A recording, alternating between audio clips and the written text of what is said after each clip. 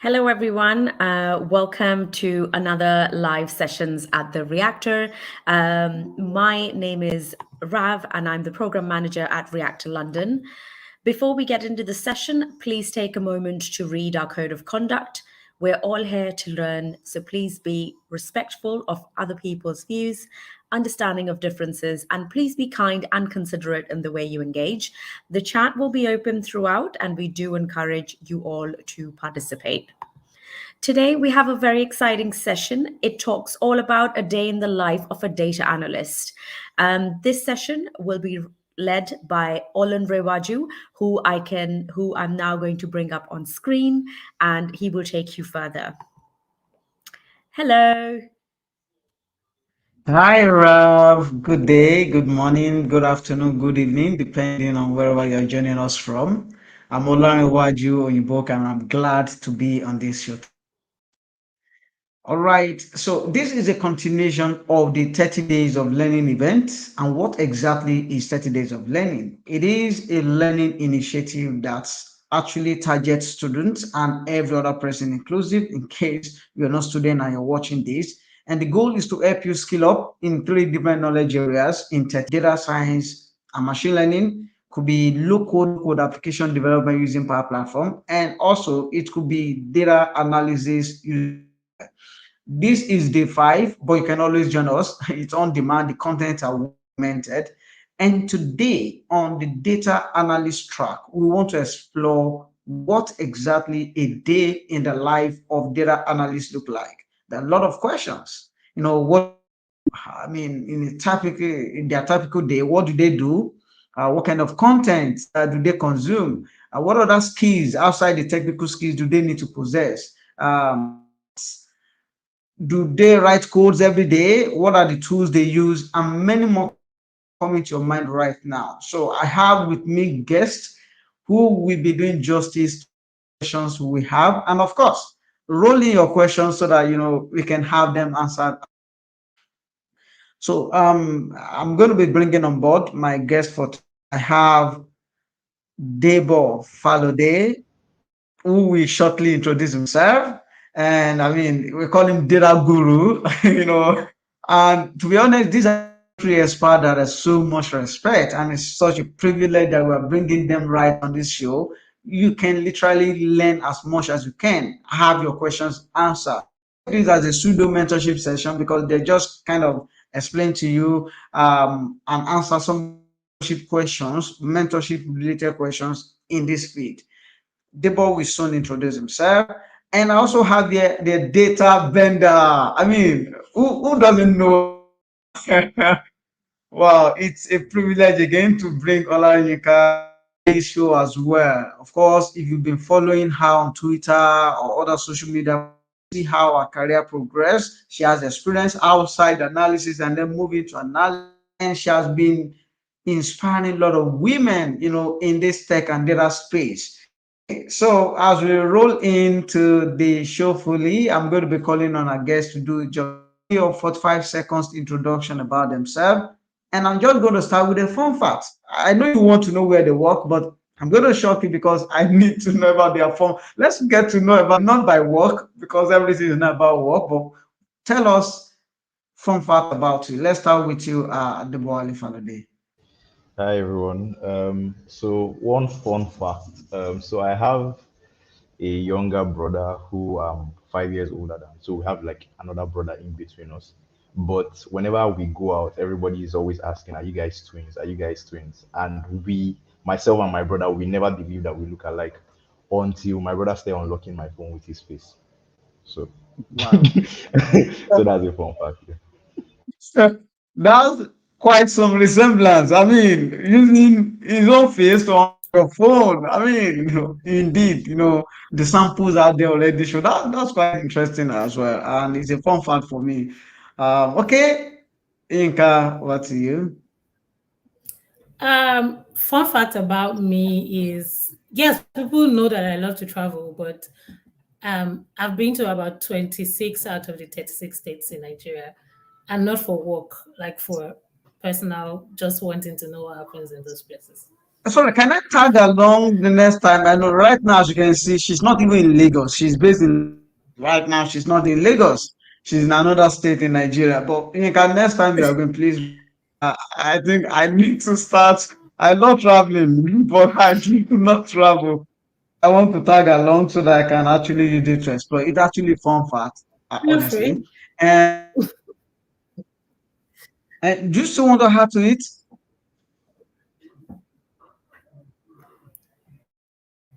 Hello, Yinka, can you hear me? Okay. I Yes, I think can there's hear a you. network challenge. Can you want to add to the fun fact, or that's all? I thought I heard you wanted to speak. Myself, Okay, it seems Audible. yeah, it seems there's some network delay here. Let's to the next question that we have. So I think it is time to sort of get to know about them. You've seen about them, we've tried to break the ice now. And so they are not just only serious, overly serious because of their work. They also have some interesting things to share. And I think we've started with that. Then let us get to know them by their work. So where do you work today? Can you tell us a bit about your profession?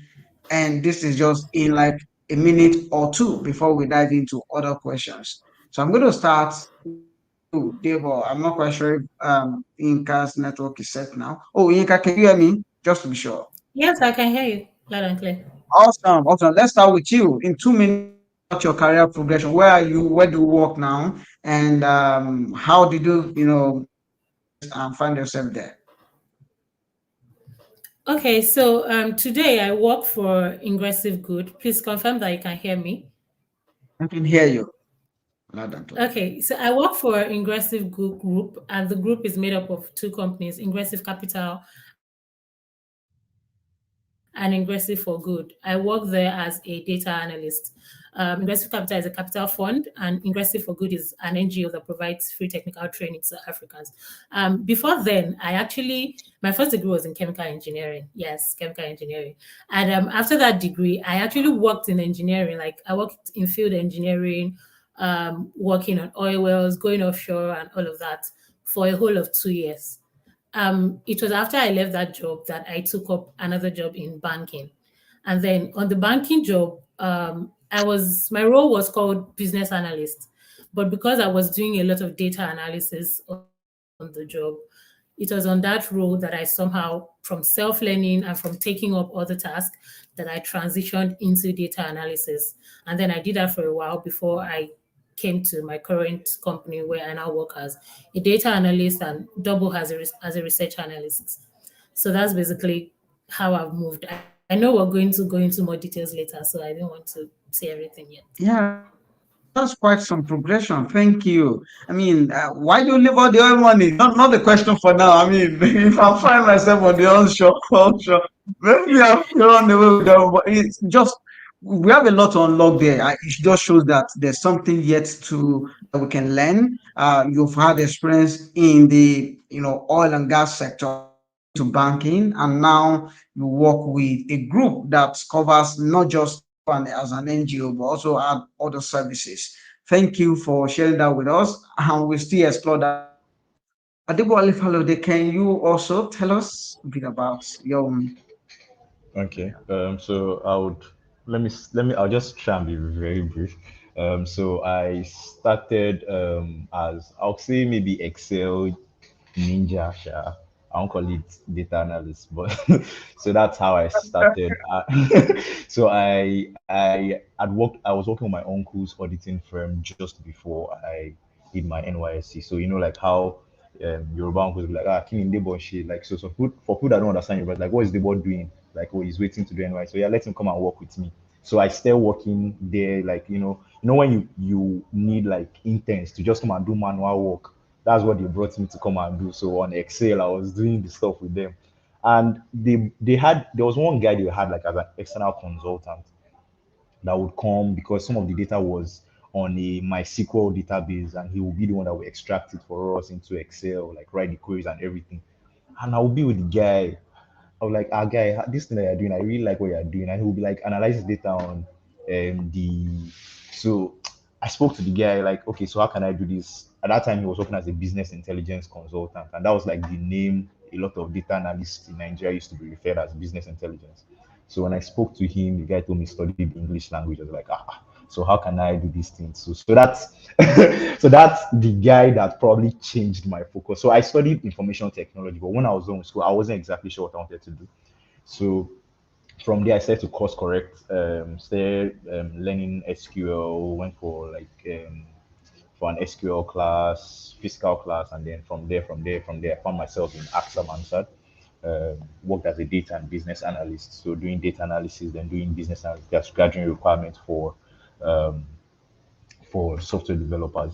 And then from there, I moved to Fairmoney to work as a senior business analyst. Um, and then from Fairmoney, I'm currently in a Kenyan fintech startup called KWARA, and they are a how will I put it now? So what they do is that they create the infrastructure for community banks in Kenya. So instead of community banks spending money on trying to digitize and create like core banking applications, they have the core banking application. So it's already created, and what they do for them is that they help those community banks digitize and just serve their customers better. So I work as a data analyst currently for that company. Yeah. Both of you have a very impressive story that I want to keep, but time is really not that much on our side. But thank you for through those learning journey, through those phases of your career. Because today you're able to tell us as a story because you were really committed to all these things. Yinka had discovering, herself repeatedly, going through one road to the bank, a lot of sectors. And for you, started with your uncle, interns, even though you were doing the manual work, you didn't say, why are you giving me this? You got inspired through it and over to where you are today. So we did this sort of answer some of the question. How did you find your data analysis? Which is the next question I want to ask. But if there's anything missing from your, career journey, please add to it. And I'm going to start with Ika. If I ask, how did you find yourself? What were the actual turning points, or maybe a single event that happened and helped you navigate in this path? Then you can share that with us. Okay, so for me, I always tell people it's very interesting how I got into data analysis. It wasn't because I made up my mind. Well, at some point, I eventually made up my mind, but it was more like I stumbled into it. So when I left oil and gas, I didn't leave voluntarily. I just happened to leave. So when I left oil and gas, and then I got a job in a bank, it was a graduate trainee role. So that meant we would go through a training and then be posted to anywhere in the bank, any roles at all. I just remember that during the training, I always said they should not just make mistake and post me in marketing because I couldn't deal with all of the targets and what have you. So as God or luck would have it, while we were doing the training, on a certain day, one of the training coordinators called me and gave me something to do in Excel. And that's why it was at that point I knew the usefulness of something that I always, when people give me stuff to do, even if it's something that I don't know how to do, I don't tell them that I don't know. I just take the task and then go and either ask people or search online on how to do the task. So it gave me some data sets in Excel, told me to summarize it, analyze it, and sort of write a report on what insights that I find on it. So I was on training and it wasn't like it was my core job or anything, but I just put in my best. I did it and then I submitted it. And I think that it was impressed by the quality of what I did. And so after the training, when it was time for us to be posted to different departments, he was able to make a request to HR to say, oh, I want this person to be in my department. So that's how I became a business analyst, is what the role was called in corporate banking. But then basically I was just doing Excel, using Excel to analyze data and what have you. Then one day there was a training that some people had been signed up for. But because I just resumed in the department, I wasn't signed up for the training. And then he just told me, oh, you can come and get crashed. They won't give you certificate, but just come and learn. So I went into that Power BI class Of course, it was a crash course, so it wasn't like they taught us everything. But that sort of piqued my interest in Power BI. And then afterwards, I went on Meetup and looked for different groups where I could take more trainings. I found courses online in Coursera. And also, what I did, another thing I did differently was that on the job, a lot of things that we were doing before, either in Excel, because you can be doing things in Excel and still be doing them manually, sort of. So I was constantly looking for ways to make our reporting better. And in the process, I had to take a lot of online courses. So I always say I'm self-taught because I didn't go to any bootcamp or anything, but I was just always taking courses that helped me to do better at my job. And after some time, I just stopped calling myself a business analyst. I started calling myself a data analyst because I was doing a lot of data analysis. And then I started looking for core data analyst roles. Of course, on that job, I was doing a lot of other things apart from data analysis. That's why the role was like all encompassing. But then I now decided to look like transition into core data analysis. So I learned all of the skills, Power BI, SQL. I took online courses basically. And when I felt that I had enough knowledge of all of those skills, then I started applying for data analyst jobs, which I eventually got an offer with Ingressive, where I am right now. So that was it for me. I mean, because I then saw that data analysis was sort of lucrative and in demand in the market, I decided to put myself there. So I took the transferable skills I had from being a business analyst and just added more to it, and then crossed, basically. I'm super impressed. I wish I could go back some years and take up this same inspiration now. And engineered my career. And it's so exciting to see that when you even started, it started with a contact with Excel. I mean, a task was given to you with Excel, and your ability to do something impressive with it actually kickstarts this whole journey. The head of that unit or department was interested in your work, made a request, and it continues like that. And get crashing to an Power BI class, going online to read more, learn more. That is interesting because I can relate with it based on these 30 days of learning. We started with Excel, and just yesterday and 3 days ago, we showed them how to build dashboard with Excel. And if they can do that again and again, for someone that will help them. And going forward, still on this track, we'll be teaching them how to do this BI. So this course or these 30 days of learning data analysis can actually be that turning point for a lot of people in their career. If yours is just to learn and without necessary serious training, and you put yourself there and you're able to prove it right, then people can actually because they are listening to this story now. You didn't have this kind of story when you were. If someone could inspire you this way, maybe you will have even optimized it more and more. But gave it your best. So thank you very much for giving it your best. And today we can listen to your story and get inspired. Devo, over to you. I know you've told us stories. Talk about that point, Yeah. or those things that struck you on the journey. Yes. So, like I said, when I finished university, I wasn't exactly sure what I wanted to do. I studied information technology, but one of the courses I hated when I was in school was database management.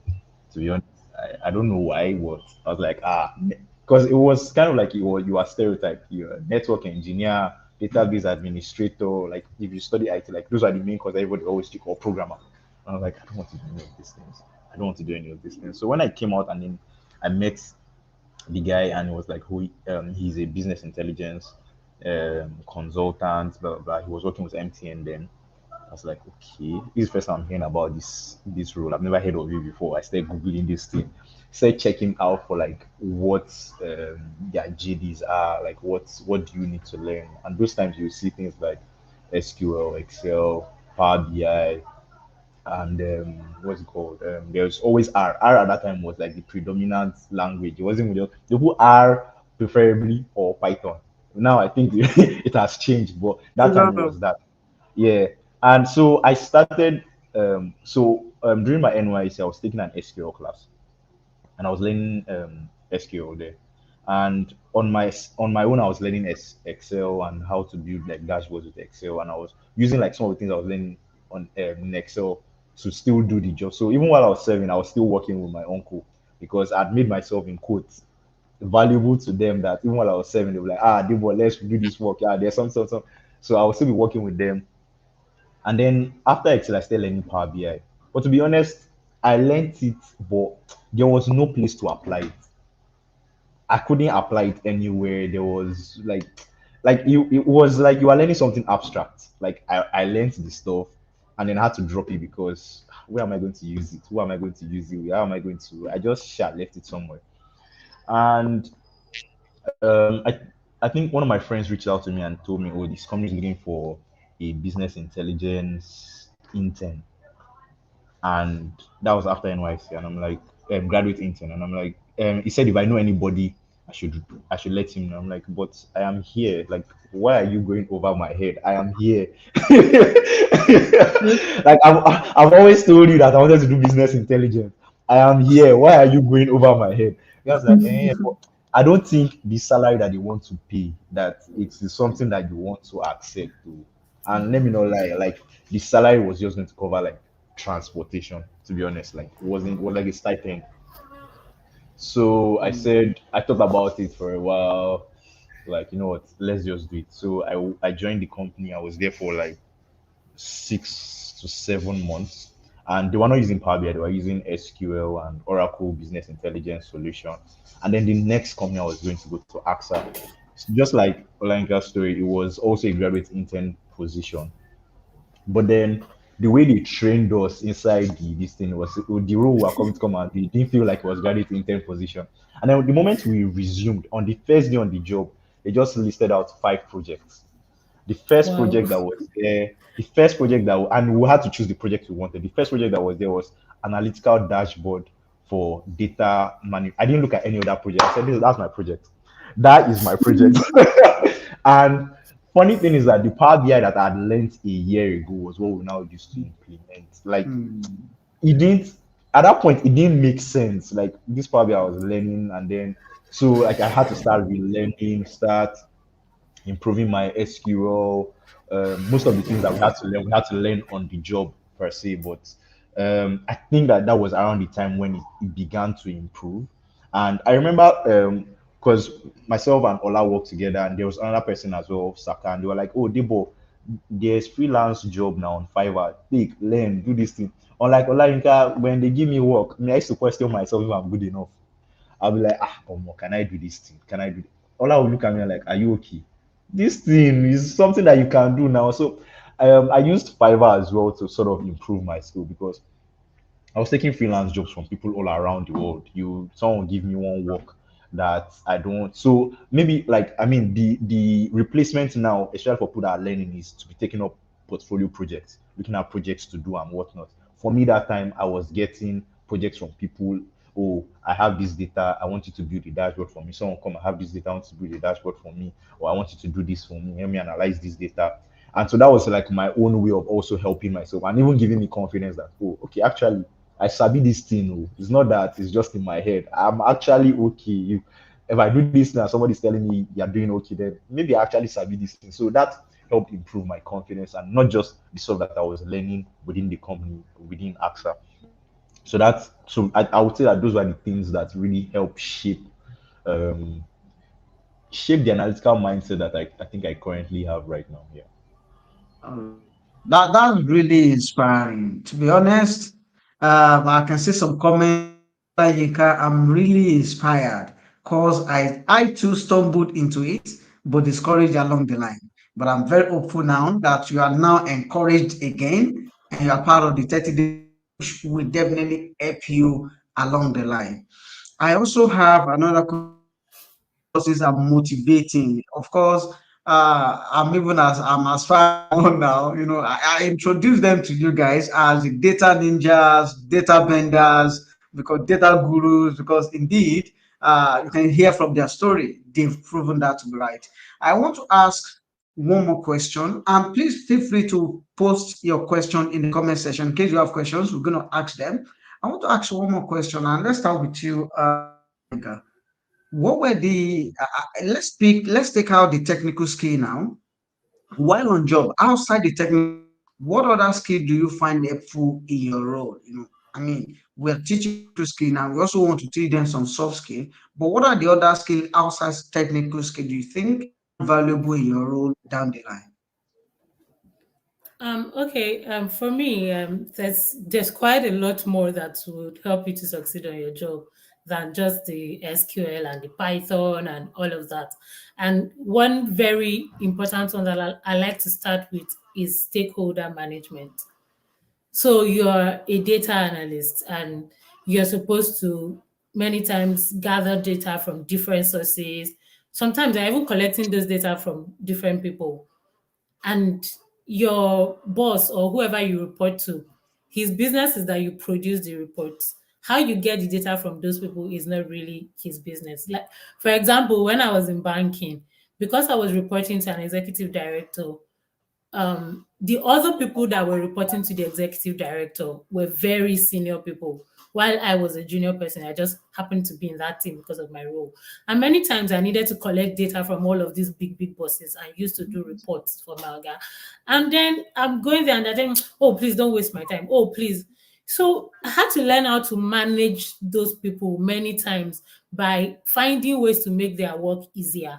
So sometimes I'll say, oh, I need this data on so, but I think you can nominate this person on your team to provide data for me so that I don't have to keep coming back to you. I will just be going back to the person and the person can give me the data. Also, another time that you need to stakeholder management is, for example, there's a question I usually ask when I'm interviewing data analysts, and is how to balance speed and accuracy. So you've been given a report to do or something, and there's a deadline to meet, and you come to a point where you find a mistake in what you've been doing so far. You have the choice of either sending it like that and hoping they don't see the mistake, or asking for just a little more time so that I can correct the error.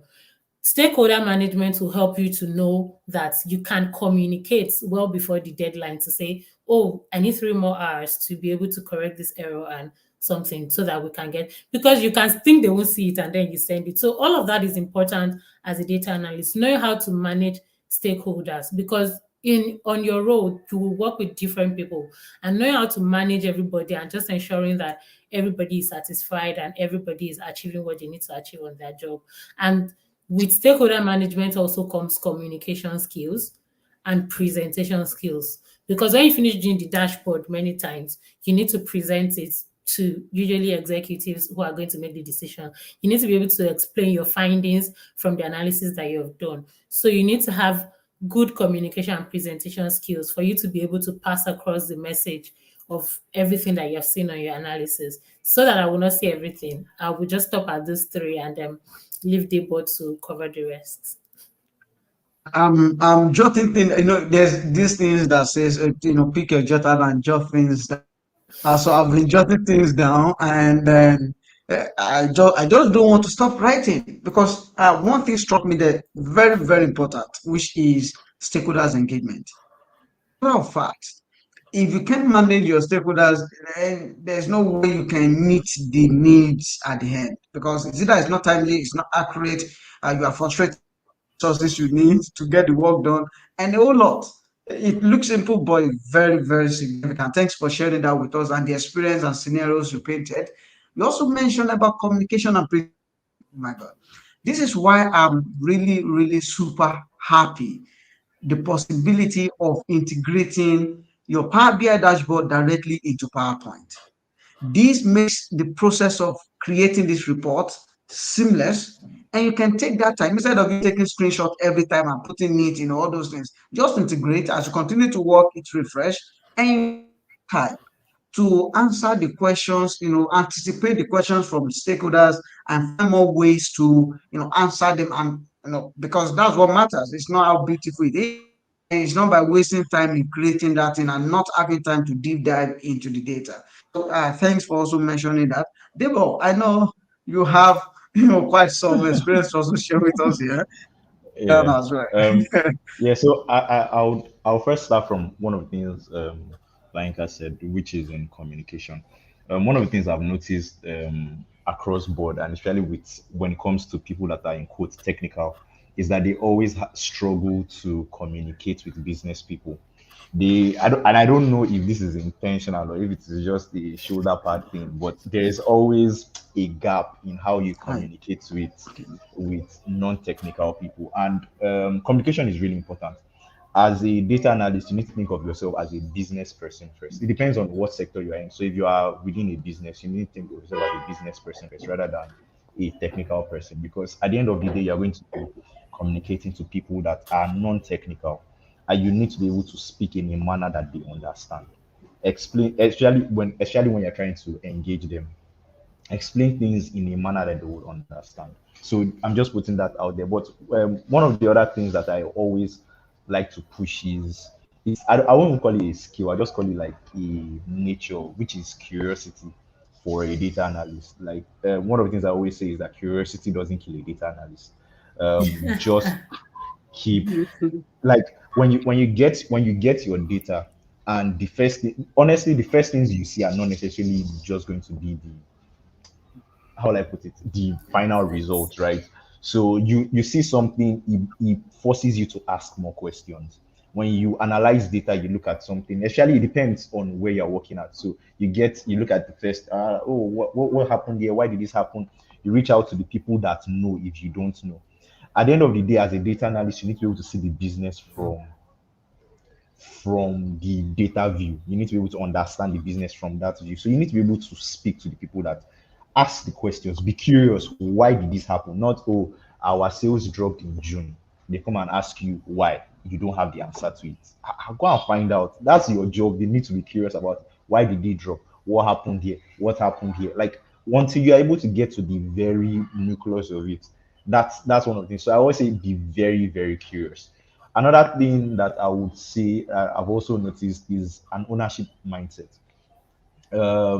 Ownership in the sense that you need to be able to, so like I said, it also depends on the kind of organization that you work in and the kind of things that you do, but you need to be able to own that. In my place, for instance, you own like your business area. So for instance, Nika was talking about she working with the executive director, but within that space she feels like I own this area. I'm the one who is in charge of this thing. I don't have to wait for them to say, oh, come, where is the report for this? Like, you own it, you are in charge of it. When things are not going well, you should be one of the first people to communicate. Don't be the person that is on, oh, what happened? Like, you are the data analyst, you are the first point of call. If you are seeing something first on the data, not that you are the last person that like, oh, Debo, what is happening here? Why is this thing? You should already be like aware of what is happening. So you need to be an owner. You need to feel like you are the owner of a business area. You need to feel like you are a business person. So I always tell, like, if you're a data, stop feeling like you're a technical person. You are technical, but feel like you are more of a business person, right? And in that way, you are able to trick yourself into the right places. You can involve yourself in strategic meetings. You can involve yourself in technical meetings as well as business meetings. So think like a business person. You can also improve yourself in terms of the business, but you need to make sure that outside of the data, you need to be able to relate the data to the actual business context. And that is the only way you can really, really grow within a business. So you need to improve yourself. You need to have this ownership culture and ownership mindset.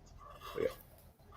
Can I quickly like add some Chip in emphasis to something. what Deba Yes. had said, especially about ownership and seeing yourself as part of the business.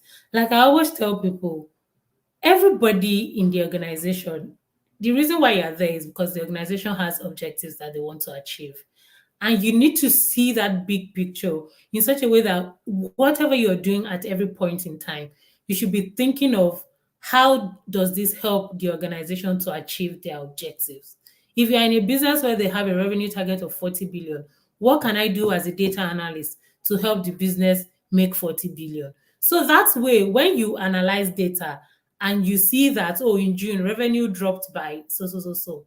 You don't just stop there, like Debo said. You then go and ask questions, talk to product owners. Okay, what are we doing? That way, even as a data analyst, you're able to sometimes look for more things in the data, what we call cognitive analytics.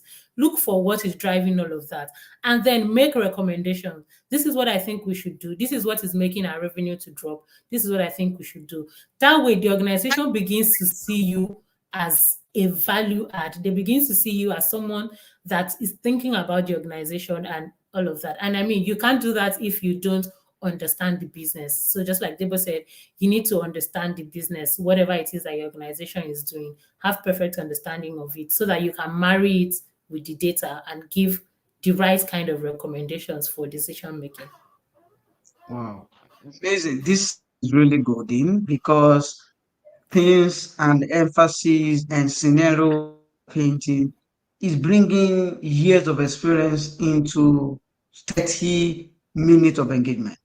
And there's literally no way it took you years come up to actually learn and discover this and grow with it. And we are sharing that within of an hour. I just want to recap that I'm jotting things down. So to quickly run through and update everyone listening to us and those that will still, check back on this video.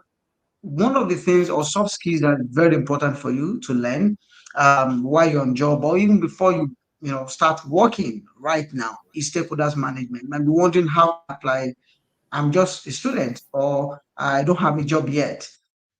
You from what we are doing, we pick up sample projects. You can even take your stakeholders to be Twitter audience, to be your immediate people within your network and your WhatsApp group, could be your LinkedIn connections and the rest. You assume or you create scenarios that can help you. So this is what I'm trying to achieve, and then communication and presentation. You need to know how well to communicate. I see a lot of people when you are done, you are eager, beautiful dashboard. And that takes me back to 2020. They had a presentation. I call that beautiful nonsense. And even myself, I was, I was like, why would you be calling something beautiful nonsense? It's beautiful, but is it achieving the business needs? Is it meeting the needs? Is it providing the value? If it's not, then it's beautiful nonsense. And that is why you should think of it from the value side. Yinka mentioned that, Debo mentioned that. What value are you providing to the business? So it's not just to say, I've built the dashboard, this thing is dropping. What value? So, and the one of this thing, we mentioned something that starts with business value. So data analysis is not just about the technical things or the jargons there. Everything is value. If you think about data, this dashboard, Power BI, Excel, and Python, then you are one way. The moment you think about data analysis, what should come to your mind is business value. Oh, these are the guys that actually add more value to the business through data. All right, how do they do it? Then you can talk about the two things. But if you don't start with that value, you miss a lot of things. And thank you, I guess, for placing emphasis on those things. Talk about ownership mentality. We just like an individual contributor. In this sphere we're here in Africa, many data analysts are individual contributors. You are just on your own. You are a team. Most of the time, you see them. They are one person, and that person, you are the head of the team. You are the team lead. Don't mind the salary you are being paid. You are the team lead. You are the one leading yourself, and you are the one getting data. You are the database guy. You are the, in fact, in some scenario, you are you are the person making decisions and all those things. But this is why it's a strong. You might not have much people to leverage on with experience. So you need to be very curious and have this ownership mentality that can drive things. You don't need to have someone to come to ask you question. Why is revenue dropping? The moment you see it dropping, you should ask questions and find answers to them.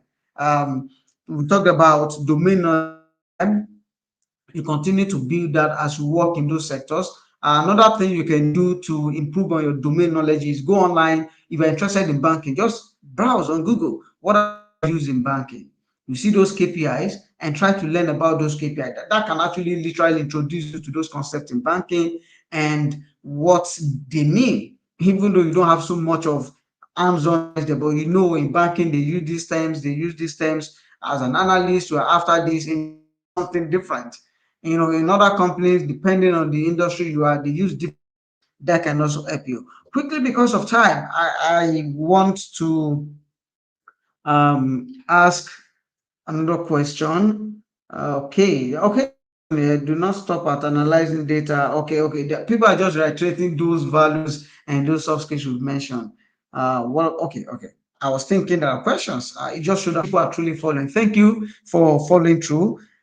We're almost done, but I ask a few questions. First is, do you think there are opportunities for data enthusiasts? A lot of people want to ask questions. a lot of people are learning this thing with the prospect that yes, there's a future for them here, there's a career for them in this space. Do you think there are opportunities? You've been there, you were there as a beginner, you knew how the challenge were to finally as technical people now and experience. Do you think there are still opportunities for in this space? Debo, what do you think? Um, to be honest, I think now more than ever, the opportunities abound.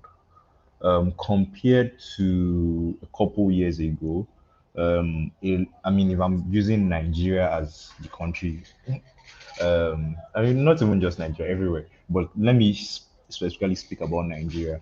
Um, I think the importance of data analyst is beginning to become more glaring than before. Um, and so every different sector that you find, people are looking for data analysts to help them interpret the data that they have. And more so than before, there is a I mean, right now it seems like people are now more wary about every single little detail that can help them improve their customer engagement, improve customer satisfaction, reduce waste, every other opportunity that can help them make profit. Like right now, profit is king. So everybody's like, how can I make the best of the data that I have? How can I serve the customers better? How can I? So right now, the opportunities are plenty. Like every single place that you find. I mean, it might be normal Excel data analyst, it might be, but it might be it depends on the company size, it depends on the company's maturity level, depends on how the company is evolving. But right now, there are a number of data opportunities available right now. Data analyst, data scientist, analytics engineer. 2 years ago, that role did not even exist. Right now, it is now like hot cake. Before we go into next year, another role to we carve out. In some other countries, they have data analysts different from visualizer. Somebody will just sit down, he will just be doing visuals for you. It's not just he knows how to blend colors, he knows how to make everything beautiful. In other places, everything is mixed together. So the opportunities are bound, and it's a lot. You just need to make sure that you build competence and you build skill. And trust me, the jobs will come. Okay, can I? Well, I don't know how to react to this. I'm excited on behalf of our students.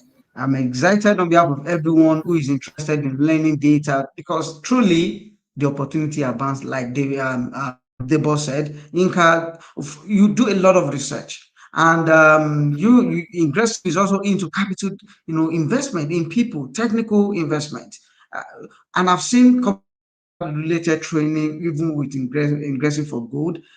What is informing these? Are also more opportunity from your own perspective. So just like Debo said, there are 1,000 of data analytics jobs out there, both in Nigeria and abroad.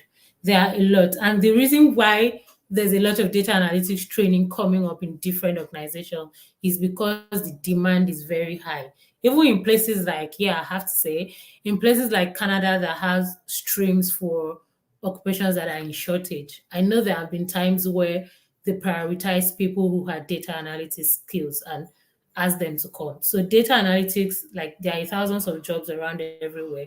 But like Debo already said, it's just all about how you can prove that you have the skill. Because as much as the skill is in demand, people are not just going to employ you because, oh, I like data analysis or I'm a data analyst enthusiast. They want to see what skill you have to offer to them. Just like Lara just said, even in my company, Ingressive for Good, we have different trainings for data careers. We have a Women in Data Scholarship that is currently on. We have partnerships with Data Camp and a lot of other courses that you can take to learn data. That is because we have seen that there is a high demand for data analytics, data scientists, and all of that around. So what we're doing with that is that we're trying to help you to build the right skills. So building the right skills and positioning yourself properly is how you can get those jobs. So those jobs are there, but you need to build the skills and position yourself to be able to get those jobs. And yeah, basically. I mean, the 2 points actually emphasize more to answer that question. Yes, I could recall that in 2017, while I was trying to decide what I would do, went online and I searched and I came across the term data gap. And about it, it just shows that data are being generated in an exponential rate, and the skill which needed to analyze this data is growing at arithmetic rate. And what that means is there's a huge gap because we're going to have lots of data generated and only few be analyzed. And lie within these data are answers to business. They are answers to unlock the next 1 trillion, $3 trillion company valuation. And many innovations that were yet to even touch, the answers to them.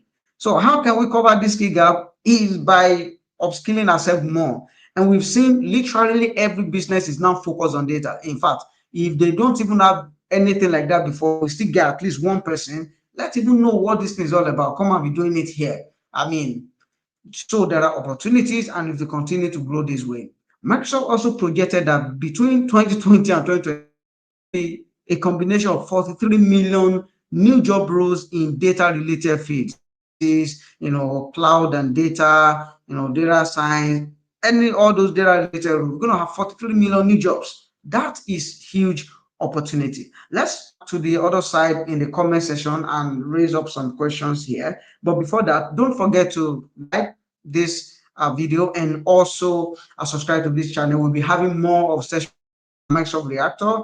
And once you like, you can reach more audience. You can agree with us. You will agree with that. Sessions like this should not be kept for you alone. More people need to see it and get, empowered and empowered to pursue their career further.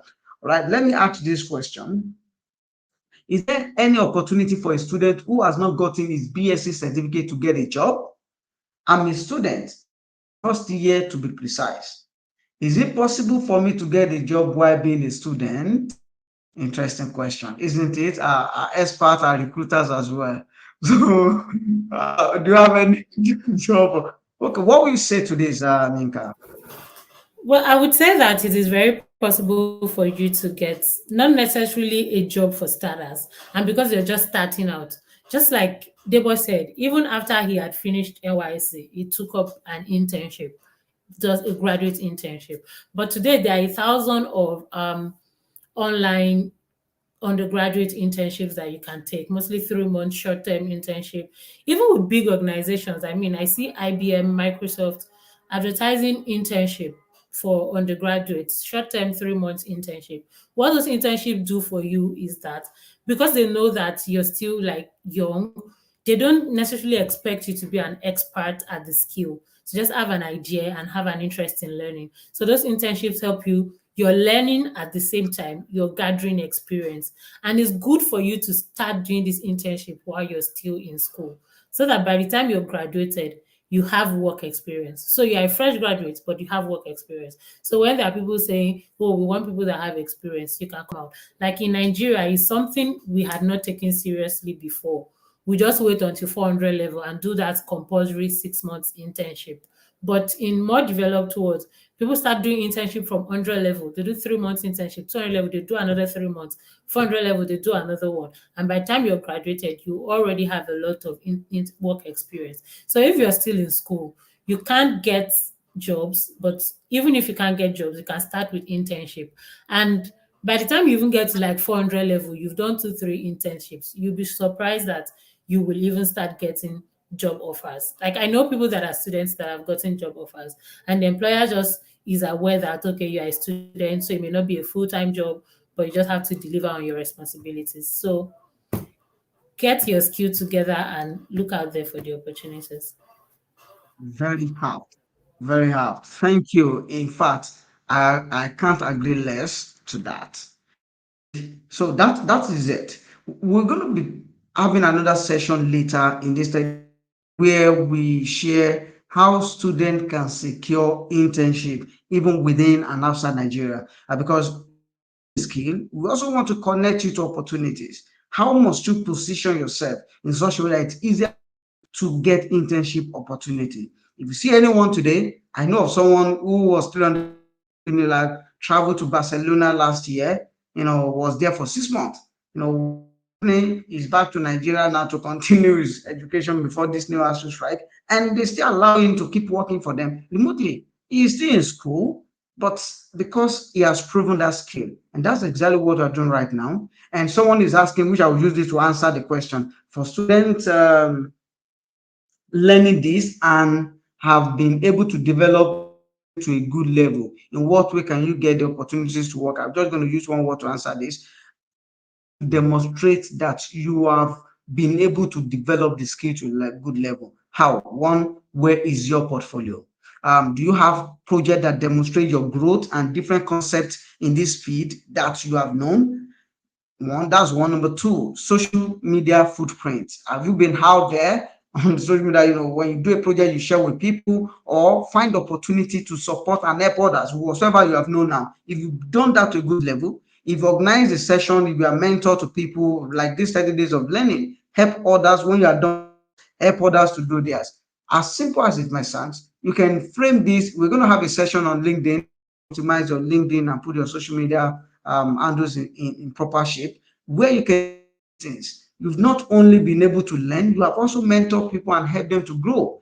Those speak for you as you continue to look for jobs and opportunity out there. We're also going to do tricks that can help you message organizations for opportunities. Some advertise, but depends on the way you present yourself and reach out to them. They might consider you for 1 month, 2 month experience, like Nika has said. Okay, I want to move to yet another question here. Okay, someone here is asking, who is responsible for sourcing the data you work with? So as a data analyst, who is responsible for sourcing the data you work with? Because two experiences depends on roles, but Debo, what will you say first? Okay, so how will I answer this question now? So who is responsible for sourcing the data that you work with? It will depend from industry to industry, or maybe the kind of, if you're doing research or if you're doing um, data analytics within a business setting, right? So in terms of knowing, so this is it, in terms of knowing what you want to do. So if you are looking at it not from what data is available, but rather from what you are trying to analyze, or what you are trying to help the business understand, from what the business understands. Your job is to be able to find out where these data points lie. You might not necessarily be the one that is going to do the moving the data from wherever it is in the source database to the database where you do your analytics on top, right? But you should, there are certain questions that you should be able to ask. Oh, okay, so we currently do this, do this, do this. Where does this data sit? Where does that data sit? Where does this data sit? Where does that data sit? Another way is to say, what data is available within the company? What are the certain various points in which we collect data within the company? So it depends on how you're looking at it. If you're looking at it from trying to answer back to where the sources are, or from the available data that exists within the company to saying what analytics can I now perform based on the data that exists. Now, there could be functions within the company where you would have someone like a data engineer that is responsible for helping you move this data into a data warehouse so that you can perform analytics on top. Or there are some people where they will have their data in Excel, but as it is, it depends on how the role is structured within your company. Sometimes in some companies, you are the data analyst, you are the data engineer, you are the data Google, you are the one that will do and do everything. But it just depends on how you want to go about it. If you already understand the business, then you can walk back to say, hey, okay, so where does this data sit? Where does that data sit? If you don't, and you already know what data exists, then you can then tell yourself, okay, this is how I'm going to then go about doing the analytics from what is existing. So. Thank you very much, Debo, for that. I would like Yinka to quickly, type, and then I will answer a few questions and we can call it a day. We have less than 5 minutes to go. Okay, so who's responsible for sourcing the data? It depends on your organization and your role, like Debo has already said. And anybody that has taken the Google Data Analytics course, you remember that they mentioned two types of data, internal data and external data. So depending on what you're doing, for example, if your department has a business review, we want to see how the business is doing. Most times your internal data is enough to do all of those analysis and make the decision. But sometimes if you're working on a project where you want to compare how you are doing with other people, other players in the industry, then you need to do some research to find external data. And if you don't have a research team in your organization, sometimes you as data analyst has to do that research to find that external data. So that's why I said it depends on your organization. For example, on my role, both when I was in banking and where I'm currently, I have to do research on industry data, which I merge with internal data to help our decision making. So research skills also come in handy for a data analyst because on some occasions, you might need to find external data to support the internal data that you have. Amazing. Thank you very much. Well answered. And someone I can say, someone is saying, is it not data engineers? In many organizations, you don't have all these data roles well segmented. So you might not even have a data engineers. So in that case, you are the one who is responsible for finding sourcing this data. Some scenarios you have data engineers once once you're on the project do is, oh, I'm looking for this data. Data engineers will prepare them for you. But those you are dreaming over here in Africa, but how many companies you have that pipeline of doing something, data engineers will just create all those models and give you the data, just go and visualize. You have to do the work, you have to do the cleaning most of the time. And like it has been said, some data external, you go external. If it's internal, you can liaise with the database team in case you don't even know where, ask them, well, how can I get this data? They will direct you, but they won't continue to do that for you every time. So that's why you need to get familiar with the data. And when there's a business needs, you think, do data that can answer this question. And if you're able to find that data, or if it's not, back to the stakeholders. Based on what we have, we cannot answer all these things, but this is what we can based on the available data, because the expectation from stakeholders cannot be different from the what, and as far as it's not meeting the expectation, it's causing chaos. A lot of questions are still here. I hope we're able to answer them timely. I see one here. Okay, how will you manage the nudge to continue to deep dive into an analytics project and still manage the speed versus accuracy trade-off? I think this question has come up twice now. I'm quickly going to speak to this, but before that, don't guys that you should like and subscribe to this channel and also share this video. Yes, it's on demand. This session, you can share with them and have them go through it. And speaking to your, these things are in phases. Some projects you will do until you have mastered them. Some projects, focus on those projects is how much of a deep insight can I get? So just continue to go deep there so that you know ways you have to think to get the best and deep, to understand the mind of the data and bring out its intent. If you have not done that kind of deep project that sort of build that muscle for you, and also work on some project that what you are after is speed and accuracy, you won't know how best to combine them. I mean, you won't know the right proportion to combine them with other projects. So what I would advise is, as you're building personal project for yourself, some go beyond the high level. You've done your drag and drop, you build some data. What other things? Just focus on how can I get the best value and how can I data. Start asking questions, drill down again, ask why about 5 times. Why is revenue up?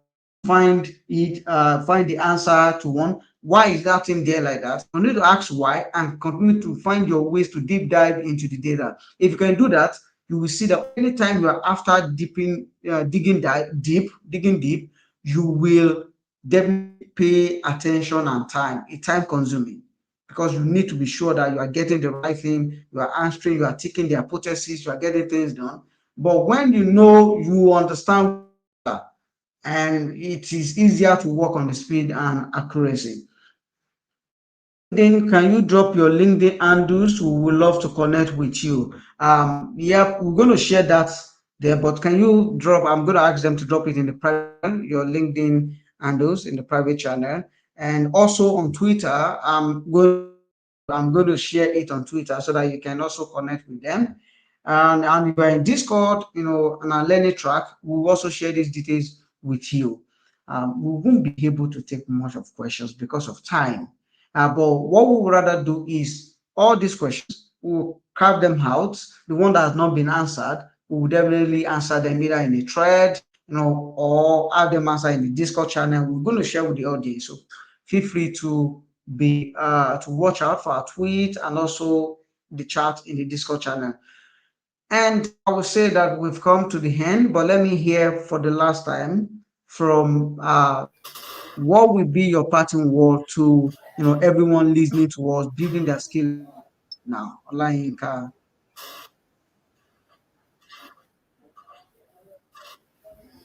Okay, so I would just like to say it was nice doing this, hanging out with you guys. And I'll quickly use the opportunity to say that as a data analyst, the technical skills are important, but the soft skills are even more important.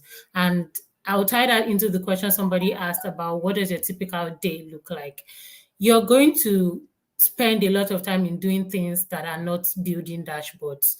You're going to spend times in meetings with people trying to understand what the business problem is and what the problem they are trying to solve is. You're going to also spend a lot of time explaining your findings to people and attending a lot of meetings generally and doing business kind of things. So that's why it's important for you to build those skills in communication, in presentation, apart from just the technical skills that you're building. Thank you. Wow. Wow. What a way to party from the data vendor. Okay, let's Data Guru, I used to call them Data Guru. All right. So I would say for me, I mean, it doesn't matter what reason you have come into or come into data analysis. It could have been because you saw an opportunity. It could be for the love of money. It could be for any reason at all. Here we don't segregate, so we don't care. Whatever reason that you came for, we will welcome you with open arms. But this is what I would like to advise. It's a process, right? And you need to embrace the process. You need to build skill, you need to build competence. If money is even the goal at the end of the day, at some point you need to be able to make decisions on if I really want. There are some times when you get the opportunity to make quick bucks, but it will not help you grow.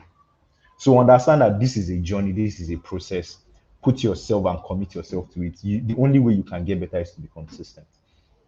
This thing is not a 1 month thing and then bam, it comes, right? You need to be consistent, you need to be on the path. And trust me, as far as you are able to do that, show competence, keep grinding and just keep doing. I mean, unlike when some of us started, there's a huge community now on Twitter, on LinkedIn, and people are willing to support.